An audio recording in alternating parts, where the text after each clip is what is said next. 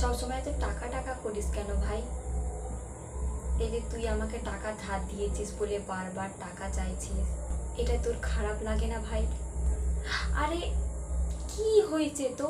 টাকা ধার দিয়েছিলি তো, টাকা ধার দিয়েছিলি বলে কি একবারে মাথা কিনে নিয়েছিস?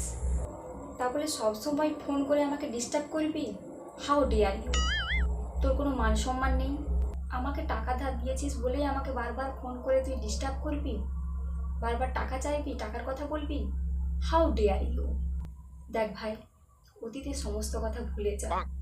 কখনো কাউকে টাকা ধার দিয়ে ভুলে যাওয়ার চেষ্টা করেছিলি? ভুলে দেখ ভাই, এই ভুলে যাওয়াতে যে সুখটা আছে না, এটাকেই বলে আসল মনুষ্যত্ব বোধ। একবার ভুলে যেয়ে দেখিস টাকা ধার দিয়ে কাউকে, আরে আবার টাকা টাকা করে।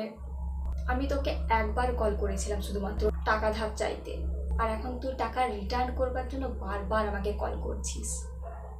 এত সহজেই তোকে আমি টাকাটা ফেরত দিয়ে দেবো ভাবলি কি করে তুই? শোন, ওইসব কথা সব ছাড়। অতীতে যা কিছু করেছিস সেই সমস্ত কথা সব ভুলে যা, ভবিষ্যতের উপরে ফোকাস কর। অতীতের সমস্ত কথা ভুলে গিয়ে ভবিষ্যতে ফোকাস করাটাই হচ্ছে আসল জীবন।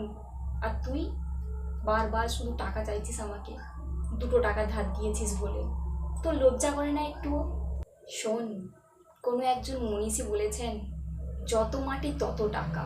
আরে টাকাটা আমাদের জীবনের কোনো কিছুই নয় রে, তুচ্ছ ব্যাপার, মাত্র তুচ্ছ ব্যাপার।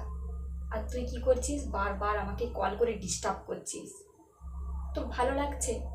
আমার তো লাজ লজ্জা নেই, কিন্তু তুই বারবার যে টাকাটা আমাকে ফেরত চাইছিস, তোর লজ্জা করে না রে? আমার তো টাকাটা চাইবার সময় একটুও লজ্জা লাগে। শোন, অতীতের সমস্ত কথা ভুলে যা, আয় আমার সাথে ফ্রেন্ডশিপ করে যা, আর পারলে আরও আমাকে 10,000 টাকা ধার দিয়ে যাস।